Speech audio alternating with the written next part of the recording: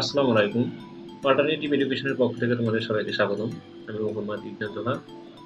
আজকে আমরা HSC batch 2021 এর রসায়ন প্রথম পত্রের প্রথম সপ্তাহের যে অ্যাসাইনমেন্টটি আছে তার সমাধান দেখব এবং সেই সাথে এখানে একটি ইম্পর্টেন্ট কথা আছে, সেটা হলো আমরা একাধিক অ্যাসাইনমেন্ট চেক পূর্বক সঠিকভাবে এবং সব নিয়ম ফলো করে এই উত্তরপত্রটি তৈরি করেছি এবং আশা করি তোমাদের এটি অনেক কাজে দেবে।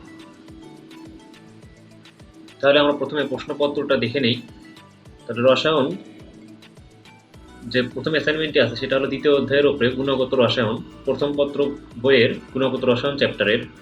এখানে অ্যাসাইনমেন্টটি হলো পরমাণু মডেল ও ইলেকট্রন বিন্যাস। এখান থেকে আমরা যা যা শিখতে পারবো, পরমাণুর রাদারফোর্ড ও বোর পরমাণু মডেলের তুলনা করতে পারবো। তারপর কোয়ান্টাম সংখ্যায় বিভিন্ন উপস্তর এবং ইলেকট্রন ধারণ ক্ষমতা ব্যাখ্যা করতে পারবো। কোয়ান্টাম উপস্তরের শক্তিক্রম এবং আকৃতি বর্ণনা করতে পারবো। আউফবাউ, হুন্ড ও পাউলির বর্জন নীতি প্রয়োগ করে পরমাণুর ইলেকট্রন বিন্যাস করতে পারবো। তারপরে এখানে নির্দেশনা যেগুলো বলা আছে, সংকেত, ধাপ, পরিধি, পরমাণুর মডেল বর্ণনা করা, কোয়ান্টাম সংখ্যা বর্ণনা করা, কোয়ান্টাম সংখ্যা থেকে পরমাণুর বিভিন্ন শক্তি স্তরের ইলেকট্রন ধারণ ক্ষমতা নির্ণয় করা, পরমাণুর উপশক্তি স্তরে ইলেকট্রন বিন্যাস নীতি ব্যাখ্যা করা। এখন নির্দেশক বলতে বোঝাচ্ছে এখান থেকে আমাদের কি কি কোশ্চেন আমাদের সলভ করতে হবে সেগুলো এখানে দেওয়া আছে। ক নম্বর যে কোশ্চেনটা ছিল আছে আমাদের এখানে, বোরের পরমাণু মডেলটির সীমাবদ্ধতা সহ ব্যাখ্যা করো। তারপর আমাদের খ নম্বর কোশ্চেনে বলা আছে এন, এল, এম ও এস কোয়ান্টাম সংখ্যাসমূহের বর্ণনা ও তাৎপর্য ব্যাখ্যা করো। গ নম্বরে আছে এন এর মান 3 হলে উক্ত শক্তি স্তরের মোট অরবিটাল সংখ্যা নির্ণয় ও সর্বোচ্চ ইলেকট্রন ধারণ ক্ষমতা হিসাব করো। ঘ নম্বর যেটা আছে সেটা হলো আউফবাউ নীতি এবং হুন্ডের নীতি উল্লেখপূর্বক কে এবং অর্থাৎ পটাশিয়াম এবং ক্রোমিয়ামের ইলেকট্রন বিন্যাস করো। আর এখানে কিছু দিক নির্দেশনা বা নম্বর বন্টন আমরা কিভাবে ফুল মার্ক পেতে পারি সেই সম্পর্কিত কিছু ধারণা দেওয়া আছে। প্রথমে 1 নম্বর পয়েন্ট যদি আমরা 1 মার্ক পেতে চাই তাহলে আমাদের কি লিখতে হবে, পরমাণু মডেলটির বর্ণনা ও সীমাবদ্ধতা বর্ণনা করতে হবে, তাহলে আমরা 1 মার্ক পাবো। পরমাণুর মডেলটির সীমাবদ্ধতা সহ আংশিক ব্যাখ্যা, এটা আমরা সেরকম দেখতেছি ক নম্বর কোশ্চেনের জন্য। বোর পরমাণু মডেলের সীমাবদ্ধতা যা যা আছে সেটা ব্যাখ্যা করতে চাই, যেটা আমরা লিখতে হবে। 1 নম্বর পয়েন্ট 1 মার্কের জন্য আমরা যেটা দেখলাম, 2 নম্বর মার্কের জন্য আমরা এটা দেখলাম, মানে এতটুকু লিখলে আমরা 1 মার্ক পাবো। 2 নম্বর পয়েন্টটা আমরা যদি লিখি তাহলে আমরা 2 মার্ক পাবো। তারপর 3 নম্বর যদি পয়েন্টটা আমরা আমাদের লেখার মধ্যে উল্লেখ থাকে পরমাণুর মডেলটি সীমাবদ্ধতা সহ অধিকাংশ সঠিক ব্যাখ্যা, মানে এই ব্যাখ্যাটা যদি থাকে তাহলে আমরা টোটালে 3 মার্ক পাবো। আর এবং 4 নম্বর যে পয়েন্টটা আছে পরমাণু মডেলটির সীমাবদ্ধতা সহ যথাযথ ব্যাখ্যা, মানে সঠিকভাবে যদি আমরা এই 4টা পয়েন্ট ফলো করি তাহলে আমরা টোটালে 4 মার্ক পাবো। ঠিক একইভাবে এইটা 4টা কোশ্চেনের ক্ষেত্রে এই চার ধরনের আমাদের দিক নির্দেশনা দেওয়া আছে। তোমরা এগুলো ভালোভাবে দেখে ফলো করে তোমরা সেই অ্যাসাইনমেন্টটি তৈরি করবা। আর আমি এখানে একটা সুন্দরভাবে একটা ব্যাখ্যামূলক আমি উত্তরপত্র তৈরি করে দিয়েছি। তোমরা আশা করি এখান থেকে ধারণা নিয়ে তোমাদের মতো করে অ্যাসাইনমেন্ট তৈরি করতে পারবা। আর এখানে সঠিকভাবে এবং ফুল অ্যাসাইনমেন্টটি করে দেওয়া হয়েছে। প্রথমে আমরা সেই উত্তরপত্রটি দেখে নিই।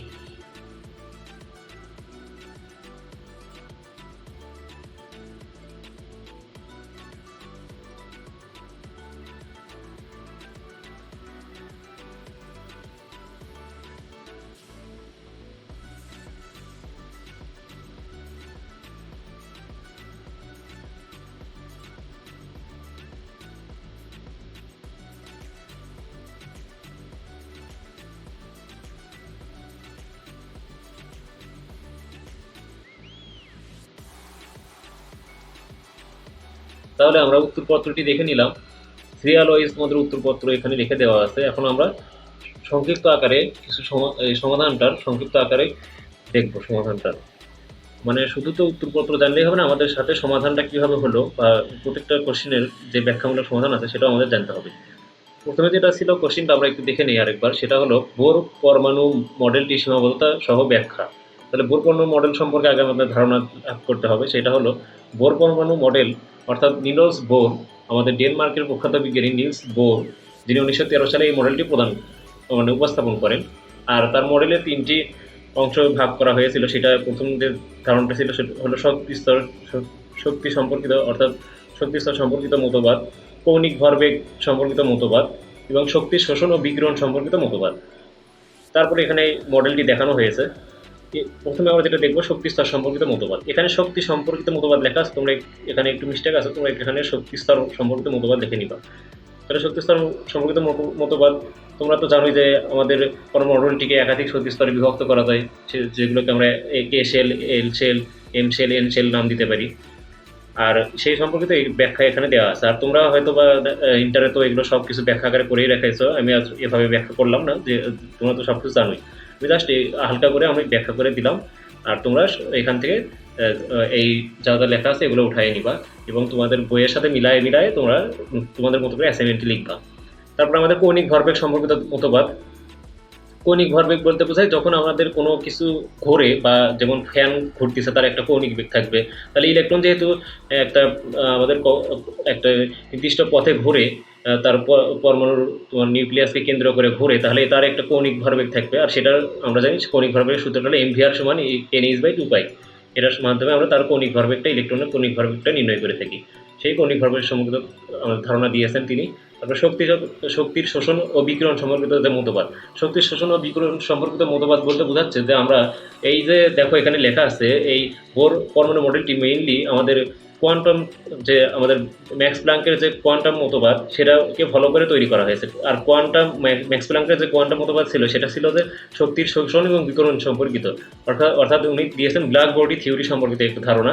আর এখানে বলা হয়েছিল যে শক্তির শোষণ বিকিরণ কখন হবে, যে ইলেকট্রন যখন নিম্ন শক্তি স্তর থেকে উচ্চ শক্তি স্তর যাবে তখন সে শক্তির শোষণ করবে, আবার উচ্চ শক্তি স্তর থেকে নিম্ন শক্তি স্তরে যখন আসবে তখন সে শক্তির বিকিরণ করবে। আর এখানে আমরা সেখান থেকে একটি তরঙ্গ দৈর্ঘ্য নির্ণয় করতে পারি। সেটা যদি দৃশ্যমান অঞ্চলের মধ্যে পড়ে তাহলে আমরা সেই আলোটাকে দেখতে পারি। সেটা হতে পারে বেগুনি আসমানি, মানে বেনি আসহ কলা, মানে বেগুনি নীল, আসমানি সবুজ, হলুদ, কমলা, লাল, এরকম কালার আমরা দেখতে পারি। এটা আমাদের ফোটন আকারে আমরা এগুলো পাই। আর আমরা জানি H নিউ, যেটা আমাদের মেইনলি ধারণাটা দিয়েছেন হলো এই ম্যাক্স প্লাঙ্কের ধারণা থেকে আমাদের এই শক্তি শোষণ বিকিরণ সম্পর্কিত ধারণাটি চলে আসে। আর তিনি এটাকে ফলো করে এই শক্তি শোষণ বিকিরণ সম্পর্কিত মতবাদটি দিয়েছেন। তারপর আমরা দেখি বোর পরমাণু মডেলের যে সীমাবদ্ধতাগুলো আছে সেগুলো তোমরা হয়তো আগে পড়েছো, তাও আমি একটু ধারণা দিয়ে দিই। বোর পরমাণু মডেলে শুধুমাত্র আমাদের কিসের জন্য দিয়েছেন, সেটা হলো হাইড্রোজেন পরমাণুর জন্য। আর হিলিয়াম, লিথিয়াম, বেরিলিয়াম এগুলোর জন্য বা অন্যান্য যে পরমাণুগুলো আছে তার জন্য তিনি এই মডেলটিকে ব্যাখ্যা করতে পারেন নাই। মানে এক পরমাণু বিশিষ্ট যে এক ইলেকট্রন বা এক পরমাণু বিশিষ্ট যে মডেল হাইড্রোজেন, যেটা এটার জন্য তিনি শুধু ব্যাখ্যা করতে পেরেছেন। তারপরে বোর পরমাণু মডেল অনুসারে আমরা জানি যে এই মডেলটা হলো ত্রিমাত্রিক কোনো মডেলের ব্যাখ্যা তিনি দিতে পারেন নাই। তারপরে আমাদের চুম্বক ক্ষেত্রের প্রভাব, অর্থাৎ জিম্যান প্রভাব এবং স্টার প্রভাব বলতে যে প্রভাবগুলো আছে, স্টার ইফেক্ট, জিম্যান ইফেক্ট যেগুলো আছে, এগুলো তিনি ব্যাখ্যা করতে পারেন নাই। এখন এখানে আরেকটা পয়েন্ট বলা আছে যে বোর পরমাণু মডেল অনুযায়ী হাইড্রোজেনের এক শক্তিস্তর হতে অপর শক্তিস্তরে ইলেকট্রনের স্থানান্তরের ফলে যে বর্ণালী সৃষ্টি হয়, সেখানে তিনি শুধু বলছেন যে একটি মাত্র রেখার ব্যাখ্যা দিতে পারছেন। আর অন্যান্য যে আমরা জানি যে যখন এই আমাদের আরও অন্যান্য যে ধারণাগুলো আসছে তখন আমরা দেখতে পারি যে এই রেখাগুলো একাধিক সূক্ষ্ম রেখায় বিভক্ত হয়, যেটা তিনি আমাদের ভালোভাবে ব্যাখ্যা করতে পারেন না। উনি বলছেন শুধু একটি মাত্র রেখা বর্ণালীর সৃষ্টি হয়, কিন্তু এখানে এই একটি রেখায় একাধিক সূক্ষ্ম রেখায় বিভক্ত হয়, যেটা তিনি ধারণা দিতে পারেন নাই। তারপর 5 নম্বর পয়েন্টে বলা হয়েছে যে বোর পরমাণু গঠনচিত্র ইলেকট্রনের কণা হিসেবে পরিলক্ষিত হয়। কিন্তু আমরা জানি যে ইলেকট্রন যখন বলা হয় একটা পরমাণু, একটা বস্তু বা যে কোনো কিছুই, তার একটা থাকে তরঙ্গ ধর্ম এবং একটা কণা ধর্ম থাকে। ঠিক একইভাবে ইলেকট্রনেরও একটি তরঙ্গ ধর্ম আছে এবং কণা ধর্ম আছে। আর তিনি শুধু গঠনটা ইলেকট্রনের কণা ধর্ম হিসেবে চিহ্নিত করে, মানে ইলেকট্রনের কণা ধর্মকে ব্যবহার করে তিনি এই মডেলটি স্থাপন করেছেন। তিনি ইলেকট্রনের যে তরঙ্গ ধর্ম আছে সেটাকে কাজে লাগান নাই। আর সেটাই এখানে ব্যাখ্যা করে বলা হয়েছে ইলেকট্রনের শুধু কণাই নয়, ইলেকট্রন তড়িৎচুম্বকীয় বৈশিষ্ট্যও রয়েছে, মানে তড়িৎচুম্বকীয় তরঙ্গ আকার তার বৈশিষ্ট্যও আছে। তাহলে এখন দেখো ইলেকট্রনকে শুধু কণা হিসেবে আছে, এর অবস্থান ও ভরবেগ নির্ণয় করা যায়। অর্থাৎ এটি নির্দিষ্ট মুহূর্তে আমরা এর অবস্থান এবং ভরবেগ নির্ণয় করা যায়, কিন্তু আমরা জানি যে একটা এখানে ইনি যেটা বলছেন সেটা হলো নির্দিষ্ট মুহূর্তে তার ভরবেগ এবং অবস্থান নির্ণয় করা যায়, কিন্তু হাইজেনবার্গের অনিশ্চয়তা নীতি থেকে আমরা জানি যে একটা কোনো বস্তু বা যে কোনো কিছুর আমরা একই মুহূর্তে তার ভরবেগ এবং অবস্থান নির্ণয় করতে পারি না। সেই সম্পর্কিত আমাদের ধারণা দিয়েছিলেন হাইজেনবার্গ, আর সেটাই এখানে উল্লেখ করা হয়েছে। কিন্তু উনি বলছেন যে অবস্থান এবং ভরবেগ একই সাথে নির্ণয় করা সম্ভব, কিন্তু এটা আসলে সম্ভব না। সেখানে বলা হয়েছে বোর-পর্ণো মডেল বলা হয়েছে ইলেকট্রন যখন স্থায়ী কক্ষপথে ঘূর্ণনশীল থাকে তখন তার শক্তির শোষণ ও বিকিরণ সম্ভব নয়। এসব কক্ষপথের কৌণিক ভরবেগ হচ্ছে mvr সমান n/2π, যেটা আমরা জানি, কিন্তু কৌণিক ভরবেগ এই কারণ ও যৌক্তিকতা বোর-পর্ণো মডেল উল্লেখিত নয়। অর্থাৎ যে শক্তির শোষণ এবং বিকিরণ উনি বলছেন যে সম্ভব নয়, সেটা তিনি সঠিকভাবে ব্যাখ্যা করতে পারেন নাই। তারপরে এখন দেখি আমরা বোর-পর্ণো মডেলের সাফল্যতা। মডেলের স্থায়িত্ব, পরমাণুর স্থায়িত্ব। পরমাণু স্থায়িত্ব সম্পর্কিত উনি ধারণা দিয়েছেন যে পরমাণু স্থায়ী। আমরা ইলেকট্রনের যখন কোনো স্থায়ী কক্ষপথে আবর্তন করে তখন তার আমরা জানি নির্গত কোনো তখন এর থেকে কোনো তোমার আমরা বলতে পারি যে ইলেকট্রনটা তখন সেই একটা স্থায়ী কক্ষপথে থাকে। যখন আমরা তাকে শক্তি দেই, মানে কোনো এনার্জি দেওয়া হয়, তখন সে একটা স্তর থেকে অপর স্তরে যায়, অথবা শক্তি শোষণ করে একটা স্তর থেকে অপর স্তরে যায় এবং শক্তি বিকিরণ করে একটা কক্ষপথে অপর একটা কক্ষপথে আসে। যখন আমরা তাকে এনার্জি দিই অথবা তার থেকে এনার্জি শোষণ করে নেওয়া হয় তখন এইরকম ঘটনা ঘটে। কিন্তু রাদারফোর্ড পরমাণু মডেল অনুসারে আমরা জানি যে আমরা তিনি বলেছেন যে তার ধারণার মতে আমরা জানি পরমাণুর স্থায়িত্ব সম্পর্কে তিনি সঠিক যুক্তি বা ব্যাখ্যা করতে পারেননি, কারণ তার পরমাণু মডেলে ত্রুটি আছে যে কক্ষপথে যে ইলেকট্রনটা ঘুরতে ঘুরতে একসময় তার নিউক্লিয়াসে চলে আসবে, এরকম কিছু ধারণা ওখানে চলে আসে, যেটা আমাদের সঠিক ব্যাখ্যা নয়। কিন্তু পরমাণু স্থায়ী যে ব্যাখ্যাটা তিনি দিয়েছেন সেটা হলো বোর-পর্ণো মডেলটা আমাদের পরমাণু স্থায়ী ব্যাখ্যা দিয়েছে। তারপরে পরমাণুর রেখা বর্ণালী সম্পর্কিত যে ধারণা, সেটা আমরা আগেই দেখলাম যে রেখা বর্ণালী কীভাবে সৃষ্টি হয়। রেখা বর্ণালীটা সৃষ্টি হয় মেইনলি যখন আমরা একটা ইলেকট্রন উচ্চ শক্তি স্তরের থেকে নিম্ন শক্তি স্তরে আসে অথবা নিম্ন শক্তি স্তর থেকে উচ্চ শক্তি স্তরে যায়, তখন আমাদের রেখা বর্ণালীর সৃষ্টি হয়। আর যেটা শুধু হাইড্রোজেন পরমাণুর জন্য তিনি বোর-পর্ণো মডেলটি ব্যাখ্যা করতে পারছেন, কিন্তু অন্যান্য পরমাণুর জন্য তিনি এই ব্যাখ্যাটি করতে পারেন নাই। এখন হাইড্রোজেন প্রথম কক্ষপথের ব্যাসার্ধ আমরা আমরা বোর-পর্ণো মডেল থেকে আমরা হাইড্রোজেনের প্রথম বোর কক্ষপথের ব্যাসার্ধ নির্ণয় করতে আর এর যে ইকুয়েশনটা আছে, একটা বড় ইকুয়েশন আছে, যেখান থেকে আমরা এই হাইড্রোজেন n = 1 এর জন্য আমরা সেই ইকুয়েশনে n এর মান 1 বসিয়ে দিয়ে আমরা এই 0.529 অ্যাংস্ট্রম এই মানটা নির্ণয় করতে পারি, যেটা পরমাণুর প্রথম কক্ষপথের যে ব্যাসার্ধটা আছে সেটা। আর তারপরে আমাদের প্রধান কোয়ান্টাম সংখ্যার যে ধারণাটা আছে সেটা আমরা এই মডেল থেকে আমরা পেয়েছি। তারপরে আমাদের কক্ষপথের শক্তিমাত্রা সম্পর্কিত ধারণা, যে আমরা কতটুকু শক্তি সে এক কক্ষপথ থেকে আরেকটা কক্ষপথে গেলে কতটুকু শক্তি শোষণ করতেছে, কতটুকু ফিরে আসলে কতটুকু শক্তি সে বিকিরণ করতেছে, সেগুলো আমরা এই সম্পর্কিত এই বোর-পর্ণো মডেল থেকে আমরা ধারণা লাভ করতে পারি। তারপর আমাদের রিডবার্গ ধ্রুবক সম্পর্কিত ধারণাটা আমরা এই বোর-পর্ণো মডেল থেকে পেয়েছি। রিডবার্গ ধ্রুবকের যে মানটা ইউজ করে আমরা তরঙ্গ দৈর্ঘ্য মান বের করে থাকি, যেরকম আমরা মিউ বার ইকুয়াল আমাদের এই ইকুয়েশনটা জানি, mu bar equal 1/λ RH 1/λ equal আমাদের মিউ বার ইকুয়াল তার 1/λ ইকুয়াল হবে এখানে ইকুয়াল 1/λ ইকুয়াল RH এর মানটা আমাদের জানি কত, আর RH এর মানটা হলো 1.09678 × 10⁻7 পার মিটার। তাহলে 1/RH × 1/n² মাইনাস 1/n² যে ইকুয়েশনটা আমরা ইউজ করে তরঙ্গ দৈর্ঘ্যটা নির্ণয় করে থাকি, যখন সে কোন শক্তিস্তর থেকে কোন শক্তিস্তরে গেল, মানে n1 এর মান যদি আমাদের কত হয় n1², এখানে n1² হবে, n2² হবে। যে কক্ষপথ থেকে যে কক্ষপথে যাবে সেই অনুসারে আমাদের n1 n2 মান বসাই আমরা তরঙ্গ দৈর্ঘ্যের মানটা বের করতে পারি। 1/λ মানে ল্যামডার মানটা এখান থেকে বের করে ফেলি, আর সেখানে RH এর মানটা আমাদের ইউজ হয়, যেটা আমাদের বড় যে মডেলটা আছে এই মডেলটা থেকে আমরা ধারণা লাভ করতে পারি। এইটাই হলো আমাদের সেই বোর-পর্ণো মডেল সম্পর্কিত যে সীমাবদ্ধতা এবং তার যে মডেল সম্পর্কিত ধারণা, সেটা আমরা এখানে দেখলাম। তারপরে আছে 6 নম্বর যে কোশ্চেনটা, 6 নম্বর কোশ্চেনটা আমরা যদি একটু দেখে নিই। 6 নম্বর কোশ্চেনটা কি ছিল? 6 নম্বর কোশ্চেনটা ছিল NLMOS কোয়ান্টাম সংখ্যা, অর্থাৎ যে কোয়ান্টাম সংখ্যাগুলো আছে সেগুলো আমাদের দেখতে হবে। তাহলে আমরা দেখি কোয়ান্টাম সংখ্যাগুলো সংক্ষিপ্ত ধারণা। কোয়ান্টাম সংখ্যা আমাদের কি কোয়ান্টাম সংখ্যা আছে? একটা হলো প্রধান কোয়ান্টাম সংখ্যা, যেটাকে আমরা বলি প্রিন্সিপাল কোয়ান্টাম সংখ্যা, প্রিন্সিপাল কোয়ান্টাম নাম্বার। ইংলিশে বলতে গেলে। তারপর সহকারী কোয়ান্টাম সংখ্যা যেটাকে আমরা ইংলিশে বলি অ্যাজমুথাল অর সার্বিটারি, অ্যাজমুথাল অথবা সার্বিটারি কোয়ান্টাম নাম্বার। তারপরে আমাদের চুম্বকীয় কোয়ান্টাম সংখ্যা অর্থাৎ স্পিন, এটাকে বলে magnetic quantum number. Magnetic quantum number spin quantum সংখ্যা বা ঘূর্ণায়ন কোয়ান্টাম সংখ্যা, যেটাকে স্পিন কোয়ান্টাম নাম্বার বলা হয়। তাহলে এগুলোর ধারণা তোমরা হয়তো মানে ইন্টারে দেখেওছো। আবার আমি একটু যদি বলি, প্রধান কোয়ান্টাম সংখ্যা বলতে আমরা যে কক্ষপথগুলো আছে সেগুলোকে বুঝাই। এর মান 1 2 3 4 এভাবে চলতে থাকে। এ কে এল এন এল যে শেলগুলো আছে, K shell, N shell, N shell, L shell, এগুলো আমাদের প্রধান কোয়ান্টাম সংখ্যা। সহকারী কোয়ান্টাম সংখ্যা বলতে আমাদের বোঝায় যে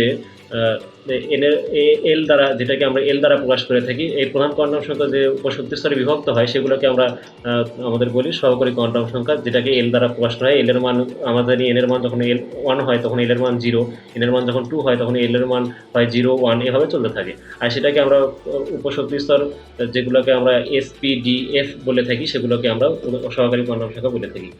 তারপরে আমাদের আছে ম্যাগনেটিক বা চুম্বকীয় কোয়ান্টাম সংখ্যা যেগুলো আছে সেগুলোকে আমরা এম দ্বারা প্রকাশ করে থাকি। আর এম এর মানগুলো হতে পারে plus minus zero, plus minus zero থেকে শুরু হয়, প্লাস মাইনাস আকারে চলতে থাকে। যেরকম এল এর মান যদি আমাদের 0 1 2 হয় তাহলে জিরো, এল এর মান 0-র জন্য এম এর মান হবে 0। তারপরে আমাদের এল এর মান যখন 1 হবে তখন এম এর মান হবে 0 প্লাস 1 মাইনাস 1। এভাবে আমাদের সেই চুম্বকীয় ম্যাগনেটিক বা চুম্বকীয় যে কোয়ান্টাম সংখ্যা আছে সেটা আমাদের ধারণা লাভ করে থাকি। তারপরে স্পিড কোয়ান্টাম সংখ্যা যেটা আছে সেটা আমাদের বলা হয় যে ইলেকট্রনের ঘূর্ণন, সেটা কি পজিটিভ দিকে হবে না নেগেটিভ দিকে হবে। যেমন যে দিকে আমি ধরে নেব সেটা যদি হয় পজিটিভ দিক তাহলে তার বিপরীতটা হবে নেগেটিভ দিক। যদি ইলেকট্রনটা এই দিকে ঘুরে তাহলে এটা যদি আমি পজিটিভ ধরি তাহলে মাইনাসের জন্য তার বিপরীত দিকে ইলেকট্রনটা ঘুরবে। এটা হলো আমাদের স্পিন কোয়ান্টাম সংখ্যা। স্পিন কোয়ান্টাম সংখ্যার তাৎপর্য আমাদের এখানে ব্যাখ্যা করা হয়েছে, তোমরা এখান থেকে দেখে নিতে পারো। তারপরে আমাদের আছে যে গ নাম্বার যে কোশ্চেনটা ছিল সেটা বলছিল তৃতীয় শক্তি স্তরের বেলায় আমাদের মোট যে অরবিটাল এবং মোট ইলেকট্রন সংখ্যা যেটা সেটা হিসাব করতে বলছে। তাহলে প্রধান কোয়ান্টাম সংখ্যা যদি এন এর মান আমাদের 3 হয় তাহলে আমরা জানি এল এর মান হবে 0 1 2, আর এম এর মান তাহলে কত হবে? এম এর মান এভাবে আলাদা আলাদাভাবে আমরা বের করে নেব। এম এর মান যখন 0 হবে তখন আমাদের এস এর মান কত হবে? এম এর মান, এল এর মান 0, তার মানে এম এর মান হবে 0, আর এস এর যে এম টু মানে অরবিটাল সংখ্যা কত হবে সেটা আমি এখানে দেখাচ্ছি। তাহলে অরবিটাল সংখ্যা নির্ণয় করার পদ্ধতি হলো টুয়াইস এল প্লাস 1। তাহলে এখানে যদি আমি এল এর মান 0 বসাই দিই তাহলে আমরা পাবো 1, তার মানে একটি অরবিটাল হবে। এবং এক অরবিটালে যেহেতু একটা অরবিটালে যেহেতু দুইটা ইলেকট্রন থাকে তাহলে আমাদের তাহলে এখানে প্লাস মাইনাস হাফ মানে দুইটা ইলেকট্রন আছে, আর তাহলে এখানে ইলেকট্রন সংখ্যা হবে 2টি। সেটা আমাদের 3s² দ্বারা প্রকাশ করা হয়েছে, কারণ এখানে 3 ছিল আমাদের এন এর মান আর এস এর মান হলো আমাদের এল, যেখান থেকে আসছে 3s, আর দুইটা ইলেকট্রন থাকায় 3s²। তারপরে এল এর মান যখন 1 তখন এম এর মান -1 0 +1, এভাবে আমাদের অরবিটাল সংখ্যা হবে তাহলে 3টি, যেহেতু এম এর মান 3টা। তারপরে এখানে আমাদের ইলেকট্রন সংখ্যা তাহলে হবে 3 × 2 মানে প্লাস মাইনাস হাফ আকারে করলে 3 দুগুণে 6টি, অর্থাৎ 6টি ইলেকট্রন 3p6 এইটা হবে। কারণ আমরা জানি এল এর মান যখন 1 তখন পি, ওটা হবে হলো পি অরবিটাল। এল এর মান যখন 0 সেটা হয় হলো এস অরবিটাল। আর এল এর মান যখন 2 আমরা জানি সে তখন হয় হলো ডি অরবিটাল, সেটা মানে এস পি ডি এভাবে চলতে থাকে। তাহলে প্রথম যে 0-র জন্য এস, তারপরে 1-এর জন্য পি, আর এল এর মান 2 এর জন্য ডি। যেহেতু এন এর মান 3 ওই জন্য 3d হবে। তাহলে এম এর মান দেখো হবে হলো কয়টা? 5টা। একটা হলো 0, একটা +1, একটা +2, একটা -1 -2, তাহলে 5টা। তাহলে 5 দুগুণে 10টা হবে ইলেকট্রন সংখ্যা, কারণ এই জায়গায় আমরা প্লাস মাইনাস আকারে 10টা ইলেকট্রন পাবো। একটা অরবিটালে যেহেতু দুইটা আমাদের ইলেকট্রন থাকে সেহেতু আমাদের 5 × 10টা ইলেকট্রন থাকবে। তাহলে টোটাল মোট অরবিটাল সংখ্যা হবে 9টি এবং টোটাল ইলেকট্রন সংখ্যা হবে 18টি। এটা আবার এভাবে আলাদাভাবে এখানে দেখানো হয়েছে, মানে এস উপশক্তি স্তরের অরবিটালের সঙ্গে এল সমান 0 হলে এইভাবে আমাদের 1 3, তাহলে আমাদের কত হয় 7 আর 3 10 আর 16। আচ্ছা, তাহলে এখানে উপশক্তি স্তরের অরবিটাল সঙ্গে এল সমান 0 হলে আমাদের 2 × 0 হলে একটি আমাদের কি অরবিটাল সংখ্যা একটি। এবং তারপরে আমাদের পি শক্তি স্তরের অরবিটাল সংখ্যা, এখানে অরবিটাল সংখ্যা মেইনলি দেখানো হয়েছে। তাহলে অরবিটাল সংখ্যা হয় 3টি, এভাবে আমাদের অরবিটাল সংখ্যা হয় 5টি। যখন এল এর মান 2, যখন এল এর মান 3 তখন হয় হলো অরবিটাল সংখ্যা 7টি, এভাবে চলতে থাকে। তাহলে এভাবে আমাদের উপশক্তি স্তরের সর্বোচ্চ ইলেকট্রন ধারণ ক্ষমতাটা আমরা যদি দেখতে চাই, এটা গেল উপশক্তি স্তরের অরবিটাল সংখ্যা, এটা গেল আমাদের কি অরবিটাল সংখ্যা। আর টুয়াইস, যেটাকে আমরা টুয়াইস এল প্লাস 1 বলি, যে এদের দেখো টুয়াইস এল প্লাস 1। আর ইলেকট্রন ধারণ ক্ষমতা যেটাকে আমরা বলি 2 × টুয়াইস এল প্লাস 1, কারণ একটা অরবিটালে দুইটা ইলেকট্রন থাকায় 2 দ্বারা গুণ করা লাগবে এখানে অরবিটালের সাথে, তাহলে আমরা টোটাল ইলেকট্রন ধারণ ক্ষমতাটা পেয়ে যাবো। তাহলে সেটা হবে এই যে দেখো এখানে লেখা আছে ইলেকট্রনের শক্তি স্তরের সর্বোচ্চ ইলেকট্রন ধারণ ক্ষমতা হলো 2 × টুয়াইস এল প্লাস 1। এটা দিয়ে আমাদের এখানে সব কিছু বের করে দেখানো হয়েছে, তোমরা এখানে জাস্ট দেখে নিলে বুঝতে পারবে। আমি আর এখানে ব্যাখ্যা আকারে কিছু বললাম না। এখন দেখো ঘ নম্বর কোশ্চেন যেটা ছিল সেটা বলা আছে ইলেকট্রন বিন্যাস। ইলেকট্রন বিন্যাস থেকে আমাদের ইলেকট্রন বিন্যাসটা ব্যাখ্যা করতে হবে। আর আমরা জানি যে তোমরা হয়তো 9 পড়ে এসেছো বা ইন্টারও দেখেছো, তো ইলেকট্রন বিন্যাসকে কি বলা হয়? আমাদের জানি পর্যায় সারণীর মূল ভিত্তিটাই হলো ইলেকট্রন বিন্যাস। পর্যায় সারণীতে কোন মৌলটা কোন অবস্থানে আছে সেটা নির্ণয় করার জন্য আমাদের ইলেকট্রন বিন্যাসের প্রয়োজন হয়। কারণ ইলেকট্রন বিন্যাস আমরা কীভাবে করবো? কয়েকটা নিয়ম আছে বা নীতি আছে যেটাকে ফলো করে আমরা ইলেকট্রন বিন্যাস করে থাকি। তার মধ্যে একটা হলো আউফবাউ নীতি আর একটা হলো হুন্ডের নীতি। এই দুটা নীতি হলো সবথেকে গুরুত্বপূর্ণ। তারপর আরেকটা নীতি আছে সেটা হলো পাউলির বর্জন নীতি, যেটাকে আমরা পাউলির বর্জন নীতি বলি, ওটাও আমরা ফলো করে থাকি। কিন্তু যেহেতু এখানে জাস্ট আউফবাউ নীতি এবং পাউলির আমাদের হুন্ডের নীতিটা দিয়ে ফলো করে পটাশিয়াম এবং ক্রোমিয়ামের আমাদের ইলেকট্রন বিন্যাস করতে বলা হয়েছে, সেহেতু আমরা এটা আগে প্রথমে দেখে নেব। তাহলে আউফবাউ নীতি অনুসারে আমরা কি জানি যে আউফবাউ নীতি অনুসারে ইলেকট্রন আগে নিম্ন শক্তি স্তরে প্রবেশ করে এবং নিম্ন শক্তি স্তর পূর্ণ করার পর ইলেকট্রন ক্রমান্বয়ে উচ্চ শক্তি স্তরে গমন করে। এটা হলো আমাদের আউফবাউ নীতি। এটাকে আবার বিল্ড আপ প্রসেসও বলা হয়। আউফবাউ এটাকে আমাদের ইংলিশে বলা হয় তাহলে বিল্ড আপ প্রসেস বা বিল্ড আপ থিওরি বা বিল্ড আপ প্রসেস যেটা আমরা বলি। সেই হিসেবে আমরা দেখতে পাই যে এভাবে আমাদের ইলেকট্রনগুলো প্রবেশ করে। প্রথমে 1s যায়, তারপর 2s, তারপর 2p, তারপর 3s, 3p, 4s, 3d, এভাবে আমাদের ইলেকট্রন প্রবেশ করতে থাকে। প্রথমে কিসে যাবে? 1s, তারপর 2s, এভাবে যাবে। অর্থাৎ এই জায়গায় তিনি একটি শর্ত দিয়েছেন, সেটা হলো n+l। n+l এর মান যেটার যত কম হবে সেটা হবে তত নিম্ন শক্তিস্তর।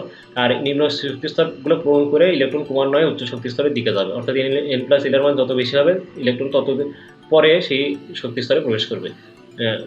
তাহলে এই দুইটি যে আমাদের ধারণাটা দিয়েছেন সেই ধারণা অনুসারে আমরা ইলেকট্রন বিন্যাস করব। এখন আউটবাউ নীতি অনুসারে ইলেকট্রন বিন্যাসটা করবো। সেটা হলো প্রথমে পটাশিয়ামের ক্ষেত্রে।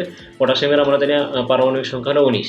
আর এটা এখানে দেখো, এখন তাহলে আমরা যদি পটাশিয়ামের যদি 3d অরবিটালের জন্য আমরা যদি দেখি n+l এর মান কত, 3d অরবিটালের আর 4s অরবিটালের জন্য আমাদের একটু ধারণা নিতে হবে, কারণ এই দুইটা আমাদের কাজে লাগবে।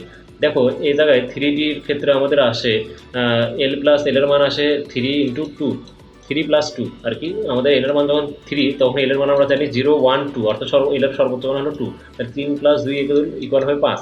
আর 4s এর ক্ষেত্রে আমাদের আসে এল এর মান 4 কিন্তু এল এর মান 0, যার জন্য আমাদের 4 + 0 করলে আসে 4। কারণ এখানে 4s অরবিটাল বলতে বোঝাচ্ছে 4 আর আমাদের s। এখানে দেখো 3d বলতে কি হবে? 3 আছে আর d আছে, ডিটা কিসের জন্য আসবে? এল এর মান যখন আমরা জানি এল এর মান যখন 0 তখন সেটা হয়ে হলো s অরবিটাল। এল এর মান যখন 1 তখন হয়ে হলো p অরবিটাল। আর এল এর মান যখন 2 তখন হবে হলো আমাদের d অরবিটাল। তাহলে এই জায়গায় যেহেতু d আছে, 3 তার সাথে d আছে, তার মানে আমরা বুঝবো এখানে এল এর মান হবে 2। তাহলে 3 + 2 করলে হয় 5। আর এখানে 4s আছে, তার মানে s কখন হয়? যখন 0। এল এর মান যখন 0, তাহলে মানে এল এর মান 0, তাহলে 4 + 0 করলে আসে আমাদের 4। তাহলে দেখো এই জায়গায় n এর মান বড় হওয়া সত্ত্বেও ইলেকট্রন আগে এই শক্তিস্তরে প্রবেশ করবে, কারণ আমাদের এখানে n+l এর মানটা হলো ছোট। আর এখানে দেখো n+l এর মান হলো 5। আমরা জানি 5 কি? 5 হলো আমাদের 4 অপেক্ষা বড় বা 4 5 অপেক্ষা ছোট। তার মানে আমাদের 4-এর যে অবস্থান আছে সেটাতে আমাদের এই শক্তিস্তরে ইলেকট্রনটা প্রবেশ করবে। সেহেতু আমাদের 3dর তুলনায় 4-এর শক্তি কম, তাই সর্বশেষ ইলেকট্রনটি আমাদের 3dতে না যেয়ে 4s এ প্রবেশ করবে, যেটা আমরা এখান থেকে দেখে নিলাম। তাহলে এখন তারপরে দেখো পটাশিয়ামের আউটবাউ। তাহলে আমাদের কি বলবো? আমাদের পটাশিয়ামটা আউটবাউ নীতিটা মেনে চললো। এখানে আমরা লিখে দিলাম পটাশিয়ামটা আউটবাউ নীতি মেনে চললো। বিভিন্ন জায়গায় দেখবো এসব ওইভাবে উল্লেখ করে নাই, তার জন্য আমি এটা কাটসাট করে যেগুলো তোমাদের জন্য ইম্পর্টেন্ট সেই জিনিসগুলো আমি এখানে উল্লেখ করি। তারপর ক্রোমিয়ামের জন্য দেখো, আমাদের ক্রোমিয়ামের পারমাণবিক সংখ্যা সেটা হলো 24। আর এখানে আমার এই ক্রোমিয়ামের ইলেকট্রন বিন্যাসটা দেখানো হয়েছে। এখন দেখো এখান থেকে যেটা দেখতে পাচ্ছি আমরা যে 4s থেকে 3dতে ইলেকট্রন। আচ্ছা দেখো এখানে 3d এখানে আমাদের হতো 3d 4 হওয়ার কথা ছিল এবং 4s 2 হওয়ার কথা ছিল, কারণ সর্বশেষ ইলেকট্রনটি 4s এ যাওয়ার কথা ছিল। কারণ আমরা জানি 4s এর অরবিটাল টির যে 4s যে অবস্থানটি সেখানে আমাদের 4s এর করলে আসে হলো 4, কারণ আমাদের আগে থেকে দেখেছি ওটা হলো 4 হয়। আমার n+l এর মান হয়ে হলো 4। আর যে 3d আছে 3dর ক্ষেত্রে আমাদের আসে 5। n+l এর মান আসে হলো আমাদের 5। কিন্তু তাও আমাদের ইলেকট্রনটি n+l এর মান আসে হলো আমাদের কত? 5। n+l এর মান আসে 5 3dর ক্ষেত্রে, কিন্তু 4s এর ক্ষেত্রে আসে n+l এর মান আমাদের আসে 4। তাও ফোর এসটা ছোটো হওয়া মানে নিম্ন শক্তিস্তর হওয়া সত্ত্বেও ইলেকট্রনটি থ্রি ডিতে যাওয়ার কারণটা হলো যে আমরা জানি শক্তিস্তরগুলো মানে অরবিটালটি পূর্ণ বা অর্ধপূর্ণ অবস্থায় যে অরবিটালটা আছে three D orbital four S orbital এগুলো হলো পূর্ণ বা অর্ধপূর্ণ যে পি অরবিটাল অথবা ডি অরবিটাল অথবা এস অরবিটাল এগুলো আমাদের জানি অর্ধপূর্ণ বা পূর্ণ অবস্থায় অধিক সুস্থ লাভ করে। যেমন অর্ধপূর্ণ বলতে থ্রি ডির ক্ষেত্রে আমরা জানি সেটা হয় three D five, three D যদি হয় আমাদের তাহলে থ্রি ডি ফাইভ হয়। অর্ধপূর্ণ আমাদের বলতে বোঝায় থ্রি ডি ফাইভ, এটা হলো অর্ধপূর্ণ অবস্থায় সুস্থিতি লাভ করে বেশি মানে অধিক স্থিতিশীল হয়। তাহলে আমরা বলবো থ্রি ডি ফাইভে ইলেকট্রনটি আগে যাবে, তারপরে ফোর এসে যাবে মানে লাস্ট ইলেকট্রনটি আর ফোর এসে না যে থ্রি ডিতে আসবে, থ্রি ডি ফোর ছিল সেটা একটা ইলেকট্রন যে থ্রি ডি ফাইভ হয়ে যাবে, তাহলে আমাদের এটা অধিক সুস্থিতি লাভ করবে। আর ফোর এস ওয়ানটা দেখো এটা অর্ধপূর্ণ হয়ে গেল, কারণ আমাদের এসে দুইটা ইলেকট্রন প্রবেশ করে, তার ক্ষেত্রে যদি এস ওয়ান হয় তাহলে সেটা অর্ধপূর্ণ হচ্ছে এবং সে অধিক সুস্থিতি লাভ করতেছে। তার মানে বলবো যে এটা আমাদের তাহলে কি হলো, এটা আউটবাউন্ড নীতিকে ফলো করলো না, কিন্তু এটা অধিক সুস্থিতি লাভ করার জন্য আমাদের ফোর এসে ইলেকট্রনটা না যে থ্রি ডিতেই ইলেকট্রনটা প্রবেশ করলো, তাহলে এটা কি ক্রোমিয়ামের ক্ষেত্রে আমাদের আউটবাউন্ড নীতিটা মেনে চললো না। এই ধরো সম্পর্কিত এইটা আমাদের বিভিন্ন দেখবো যে বিভিন্ন আমাদের অ্যাসাইনমেন্টে এটা উল্লেখ করে নাই বা এই ব্যাখ্যাগুলো উল্লেখ করে নাই, তাই সুন্দরভাবে ব্যাখ্যা আকারে দেওয়া আছে, তুমি ব্যাখ্যাটা করে দেখতে পারো, আমি তো ব্যাখ্যা আকারে বলেই দিলাম। তারপরে আমাদের আছে হুন্ডের নিয়ম। হুন্ডের নিয়মটা কি? হুন্ডের নিয়মটা হলো এইরকম যে সমশক্তি সম্পূর্ণ অরবিটালগুলোতে ইলেকট্রনগুলো এমনভাবে প্রবেশ করবে যেন সর্বোচ্চ সংখ্যক অযুগ্ম ইলেকট্রন প্রবেশ করে এবং তাদের স্পিন হয় একমুখী। তার মানে আমাদের বোঝাচ্ছে যে সমশক্তি সম্পন্ন অরবিটাল, সমশক্তি সম্পন্ন অরবিটাল বলতে বোঝায় যে পি অরবিটাল ডি অরবিটাল এগুলোর যে পি এক্স অরবিটাল আছে, পি ওয়াই অরবিটাল আছে, পি জেড অরবিটাল আছে, এগুলো কি সমশক্তি সম্পূর্ণ অরবিটাল, সমশক্তি সম্পূর্ণ অরবিটাল। আবার পি অরবিটাল এবং ডি অরবিটাল এক করে দিও না, কারণ পি অরবিটাল ডি অরবিটাল আলাদা অরবিটাল, এরা তাহলে ভিন্ন শক্তি সম্পন্ন হয়ে গেল। পি অরবিটালের যে আলাদা আলাদা ভাগ আছে সেটা হলো তার সমশক্তি সম্পন্ন আলাদা আলাদা অরবিটাল। তারপরে P X P Y Z P Z.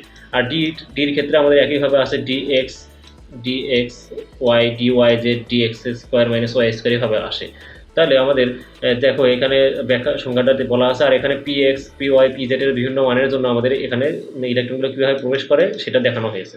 এখন আমরা পটাশিয়ামের ক্ষেত্রে হুন্ডের নিয়মটি যদি দেখি, তাহলে এখানে পটাশিয়ামের ক্ষেত্রে আমরা যে ইলেকট্রন বিন্যাসটা জানি 1s2 2s2 2p6 3s2 3p6 3d0, কারণ ডি অরবিটালে কোনো ইলেকট্রন যাবে না, 4s1।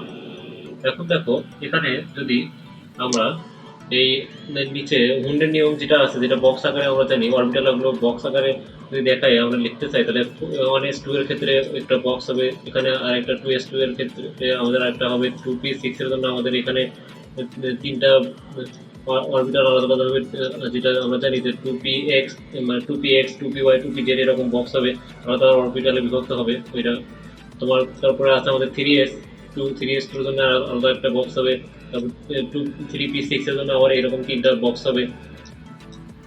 তারপরে আমাদের থ্রি ডিটা আমাদের যেহেতু জিরো, ওটা তাহলে আমাদের দেখানোর প্রয়োজন নেই, 4s1।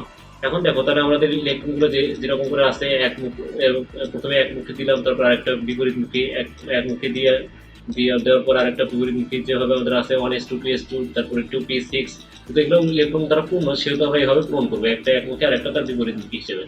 এইভাবে আমাদের এই বক্সগুলো পূরণ হবে। যেটা তোমরা হয়তো বা তোমার ক্রোমিয়ামের ক্ষেত্রে নিচে দেখতে পাচ্ছ, ক্রোমিয়ামের ক্ষেত্রে আমাদের দেখো 1s2 2s2 2p6 3s2 3p6, সেই একইভাবে আমাদের এখানেও হবে। এভাবে আমাদের 3s2 দিলাম, তারপরে আমাদের 3p6 এর জন্য আমাদের এভাবে একইভাবে ইলেকট্রনগুলো সবগুলোতে যাবে, কারণ এগুলো ইলেকট্রন দ্বারা পূর্ণ আছে অরবিটালগুলো, সেহেতু আমাদের এভাবে একমুখী তারপরে আর একটা বিপরীতমুখী এভাবে হিসেবে দিব। তারপরে অনেক যেহেতু একটা ইলেকট্রন আছে, তাহলে আমাদের শুধু একমুখী যে কোনো একটা মুখে, সেটা হতে পারে উপরের দিকে অথবা নিচের দিকে, যে কোনো দিক দিয়ে আমাদের দিয়ে এই বক্সটা আমরা পূর্ণ করতে, এটা আমাদের উপরের দিকেও দিতে পারি, সেটা আমি এখানে দেখালাম, এটা উপর নিচের দিকেও দেওয়া যাবে, উপর দিকেও দেওয়া যাবে, সমস্যা নেই। এখন দেখো তাহলে 4s ইলেকট্রনটা আসলো, লাস্টের যে ইলেকট্রনটা ছিল আমাদের পটাশিয়ামের ক্ষেত্রে সেটা 4s1 হিসেবে, মানে 4s অরবিটালে গেল একটা ইলেকট্রনটা, লাস্টের একটা ইলেকট্রনটা, তাহলে আমাদের কি 4s অরবিটালে এস অরবিটালে আমাদের সেই লাস্টের ইলেকট্রনটা প্রবেশ করলো। তাহলে যেহেতু আমরা জানি হুন্ডের নিয়ম অনুসারে ও এস অরবিটালের ক্ষেত্রে হুন্ডের নিয়মের কোনো প্রযোজ্য খাটে না, মানে কোনো প্রযোজ্যতা নাই, মানে হুন্ডের নিয়মে এস অরবিটালের ক্ষেত্রে হুন্ডের নিয়মটি প্রযোজ্য হয় না। আমরা যখন এস অরবিটাল লাস্ট ইলেকট্রনে প্রবেশ করবে তখন আমরা সেটা জানি যে এস অরবিটালের জন্য হুন্ডের নিয়মটি প্রযোজ্য নয়, সেটা আমরা এখানে লিখে দিতে পারি। এটা অনেক অ্যাসাইনমেন্টে দেখবা এভাবে উল্লেখ করে না, যেহেতু আমরা জানি যে এস অরবিটালের ক্ষেত্রে হুন্ডের নিয়মটি প্রযোজ্য নয়, তাহলে এটা আমরা লিখেই দিতে পারি। কিন্তু অন্যান্য অরবিটালের ক্ষেত্রে কিন্তু সেটা প্রযোজ্য হয়েছে, কিন্তু জাস্ট লাস্ট ইলেকট্রন ফোরেসে প্রবেশ করায় আমাদের এটা বলবো আমরা হুন্ডের নিয়মটি এই ফোরেস অরবিটালে এস অরবিটালের জন্য হুন্ডের নিয়মটি প্রযোজ্য নয়। এখন দেখো ক্রোমিয়ামের জন্য আমাদের কি হয়, ক্রোমিয়ামের জন্য ঠিক একইভাবে আমরা ইলেকট্রন বিন্যাসটা করে নেব। ক্রোমিয়ামের আমরা জানি ক্রোমিয়ামের পারমাণবিক সংখ্যা হলো 24, যেটা আমাদের পটাশিয়ামের ক্ষেত্রে ছিল 19। আমরা সেটা তো মুখস্থ জিনিস। পটাশিয়ামের ক্ষেত্রে আমরা জানি পারমাণবিক সংখ্যা 19, সেটা আমরা ইলেকট্রন বিন্যাস করে আমরা ব্যাখ্যাটা দেখলাম হুন্ডের নিয়ম অনুসারে। আর ক্রোমিয়ামের ক্ষেত্রে আমরা জানি সেটা হলো 24। তাহলে সেই হিসেবে আমরা তার ব্যাখ্যাটা এখানে এখন আমরা দেখি যে এই জায়গায় 3p6 পর্যন্ত আমরা তো জানি যে যেটা আগে ছিল এইভাবে পূরণ করবো, তারপর 3d5 আর 3 4s1। এখন দেখো সুস্থিতির নিয়ম অনুসারে আমরা জানি যে ক্রোমিয়ামের এখানে দেখেছো যে সুস্থিতির নিয়ম অনুসারে এখানে আমাদের ইলেকট্রনটা 3d5 এ যায়, 4s এ না যায়। লাস্টের ইলেকট্রনটা আছে 4s টা আমাদের নিম্ন শক্তি স্তর হওয়া সত্ত্বেও, 4s অরবিটালটা নিম্ন শক্তি স্তরে থাকা সত্ত্বেও যেহেতু 3d অরবিটালটি আমাদের অর্ধপূর্ণ অবস্থায় সুস্থিতি লাভ করতেছে, 3d5 হয়ে সুস্থিতি লাভ করতেছে অর্ধপূর্ণ অবস্থায়, সেহেতু আমাদের 3d5 এর লাস্ট ইলেকট্রনটি মানে 3d তে আমাদের লাস্ট ইলেকট্রনটি যাচ্ছে এবং 3d5 হয়ে সুস্থিতি অর্জন করতেছে অর্ধপূর্ণ অবস্থায়। সেহেতু আমাদের সেই অবস্থাতেই আমাদের ইলেকট্রন বিন্যাসটি করতে হবে এবং তার সেই অনুসারে আমাদের হুন্ডের নিয়মটি অনুসারে ব্যাখ্যা মানে এই ইলেকট্রন বিন্যাসটি করতে হবে। তাহলে দেখো লাস্টের ইলেকট্রনটি যেহেতু 4s এ না যেয়ে 3d তে প্রবেশ করছে, তার জন্য আমরা বলবো এটা হুন্ডের নিয়মটি মেনে চলে। কারণ কি জানি আমরা ডি অরবিটালের ক্ষেত্রে যেহেতু সেটা একাধিক অরবিটালে বিভক্ত হয়, মানে দুইটা করে ইলেকট্রন যদি দেওয়া হয় তাহলে 5টা অরবিটালে সে বিভক্ত হয়। তাহলে এখন দেখো সেটা হয়ে গেলে আমাদের কি রকম করে 3dx 3dxy 3dyz 3dyz 3dyz, তারপরে আমাদের আসে 3dyz, তারপরে আসে zx, তারপরে আসে আমাদের 3dx square minus y square x square minus y square এবং 3d লাস্টে আসে 3dz স্কয়ার 3dz স্কয়ার এবং 3 আর লিখলাম না, জাস্ট দেখাতে যে 3d এর ক্ষেত্রে কি হয় 3dxy 3dyz 3d zx 3dx square minus y square 3dz square, এভাবে ইলেকট্রনগুলো প্রবেশ করে একটা একটা করে একমুখী হয়ে ইলেকট্রনগুলো প্রবেশ করে, তারপরে আর একমুখী হয়ে ইলেকট্রনগুলো প্রবেশ করতে পারে। দেখো এখানে লাস্টের যে ইলেকট্রনটি আছে সেটা 3d যদি আমি এভাবে অরবিটালটা আবার আগে দেখাই যে 1টা 2টা 3টা 4টা 5টা, তাহলে আমাদের একমুখী হয়ে ইলেকট্রনগুলো আগে প্রবেশ করবে একটা একটা করে। তারপরে আমার 4টা ইলেকট্রন যাওয়ার কথা ছিল, কিন্তু সুস্থিতি অর্জনের জন্য আরেকটা ইলেকট্রন প্রবেশ করে আমাদের এই যে 3d দেখো লাস্টের একটা ইলেকট্রন প্রবেশ করে এটা 3d5 হয়ে গেল। তাহলে এই যে অযুগ্ম ইলেকট্রনগুলো অযুগ্ম অবস্থায় প্রবেশ করছে এবং লাস্ট ইলেকট্রনটি 3d অরবিটালে প্রবেশ করছে। আমাদের এই d অরবিটাল বা p অরবিটালের ক্ষেত্রে d orbital p orbital f অরবিটালের ক্ষেত্রে আমাদের হুন্ডের নিয়ম প্রযোজ্য। কারণ কি যে আমাদের যেহেতু এটার অরবিটালটা আবার বিভিন্ন ভাগে বিভক্ত হয়, মানে এরকম 3dxy 3dyz, যার জন্য আমরা বলবো এটার ক্ষেত্রে হুন্ডের নিয়ম প্রযোজ্য হয়। কিন্তু 4s যেহেতু আলাদাভাবে বিভক্ত হয় না, যেহেতু একটাই অরবিটাল শুধু এর, সেহেতু এটার ক্ষেত্রে আমাদের একটা অরবিটাল থাকে, এর ক্ষেত্রে হুন্ডের নিয়মটি প্রযোজ্য নয়। তাহলে আমরা বলবো মানে এস অরবিটালের ক্ষেত্রে প্রযোজ্য নয়, তাহলে আমরা বলবো যে ক্রোমিয়ামটা হুন্ডের নীতি মেনে চলতেছে। কিন্তু এস লাস্টের আমাদের কি দেখলাম পটাশিয়ামের ক্ষেত্রে এস অরবিটাল থাকে, এটা হুন্ডের নিয়মটা মানতেছে না, এস অরবিটালটা হুন্ডের নিয়মটা প্রযোজ্য হচ্ছে না। আর ক্রোমিয়ামের লাস্টের ইলেকট্রনটা যেহেতু 3d অরবিটালে প্রবেশ করছে এবং অযুগ্ম বিজোড় ইলেকট্রন হিসেবে প্রবেশ করছে, সেহেতু একমুখী স্পিন হিসেবে সেহেতু আমরা ক্রোমিয়ামের ক্ষেত্রে হুন্ডের নিয়ম প্রযোজ্য হবে।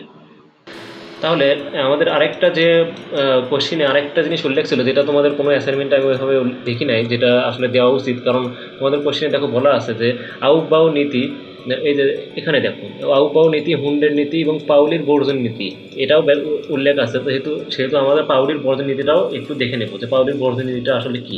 পাউলির বর্জন নীতি যেটা উনি বলছেন সেটা হলো একটা পরমাণুতে দুইটা ইলেকট্রনের 4টি কোয়ান্টাম সংখ্যার মান কখনো সেম হবে না। মানে একটা পরমাণুতে যে কোনো দুইটা ইলেকট্রন আমি যদি ধরে নিই, তার 4টি যে কোয়ান্টাম সংখ্যা আছে, অর্থাৎ আমাদের প্রধান কোয়ান্টাম সংখ্যা, তারপর সহকারী কোয়ান্টাম সংখ্যা, স্পিন কোয়ান্টাম সংখ্যা, তারপরে চুম্বকীয় কোয়ান্টাম সংখ্যা, এগুলো সেম হবে না। যেমন ধরে উদাহরণ হিসেবে আমরা দিতে পারি হিলিয়ামের ক্ষেত্রে। হিলিয়ামে যেহেতু দুইটা ইলেকট্রনই থাকে, তাহলে আমরা বলতে পারি যে হিলিয়ামের ক্ষেত্রে এটা কেমন হবে যে প্রথম ইলেকট্রনের জন্য এন এর মান যদি আমরা জানি এন এর মান হবে 1, এল এর মান হবে 0, এম এর মান হবে 0, এস এর মান হবে +½ প্রথম ইলেকট্রনের ক্ষেত্রে। আর দ্বিতীয় ইলেকট্রনের ক্ষেত্রে হবে এন এর মান 1, এল এর মান 0, এম এর মান 0, এস এর মান হবে -½ আর ঠিক। তাহলে আমরা বুঝতেই পারতেছি এস এর মান এখানে চেঞ্জ হয়ে গেল, আর অন্যান্য মানগুলো কি সেম আছে। দেখো এখানে উল্লেখ করা আছে, অর্থাৎ পরমাণুতে দুইটি ইলেকট্রনের জন্য কক্ষপথের আকারকে আমরা কি বলি, কক্ষপথের আকার হলো এন, আর আকৃতি হলো বলা হয় এল, এবং কৌণিক অবস্থান সেটাকে আমরা বলি এম, এবং এগুলো কি সেম হলেও এর ইলেকট্রনের যে ঘূর্ণনের দিক সেটা স্পিন, যেটাকে স্পিন কোয়ান্টাম সংখ্যা বলা হয়, সেটা এস এর মানটা আমাদের কি হয় প্লাস আপ মাইনাস আপ, এর মানটা কি ভিন্ন হলো, কারণ একটা হয়েছে প্লাস আপ আর একটা হয়েছে মাইনাস আপ। তার মানে একটা পরমাণুতে দুইটি ইলেকট্রনের চারটি কোয়ান্টাম সংখ্যার মান কখনোই সেম হবে না, যেটা আমাদের পাউলির বর্জন নীতিটা থেকে আমরা ব্যাখ্যা করতে পারি। তাহলে এতটুকুই ছিল তোমাদের আজকের কেমিস্ট্রি যে ফার্স্ট উইকের সমাধান। আর তোমাদের যদি ভিডিওটি ভালো লাগে থাকে তাহলে অবশ্যই তোমাদের ফ্রেন্ডদের সাথে শেয়ার করতে ভুলো না। আর আমাদের এই ভিডিওটিতে অবশ্যই লাইক দিও, শেয়ার লাইক দিও এবং এই চ্যানেলটিতে সাবস্ক্রাইব করো। আর আশা করি তোমাদের সামনে আরও যে এইরকম অ্যাসাইনমেন্টগুলো আছে সেগুলো আমরা ধীরে ধীরে পাবলিশ করবো। ম্যাথের অ্যাসাইনমেন্ট, ফিজিক্সের অ্যাসাইনমেন্ট, বায়োলজির অ্যাসাইনমেন্ট, কেমিস্ট্রি অ্যাসাইনমেন্ট সবগুলো আমরা ধীরে ধীরে ব্যাখ্যা আকারে এরকম যে ভুলগুলো থাকবে এবং যে সঠিক যে অ্যান্সারটা হবে এবং যে কতটুকু নিয়ম মেনে ফলো করে কতটুকু অ্যান্সার করতে হবে সেগুলো আমরা সঠিকভাবে ব্যাখ্যা আকারে তুলে ধরবো। আশা করি তোমাদের এই জিনিসগুলো অনেক কাজ দেবে। সবাইকে ধন্যবাদ।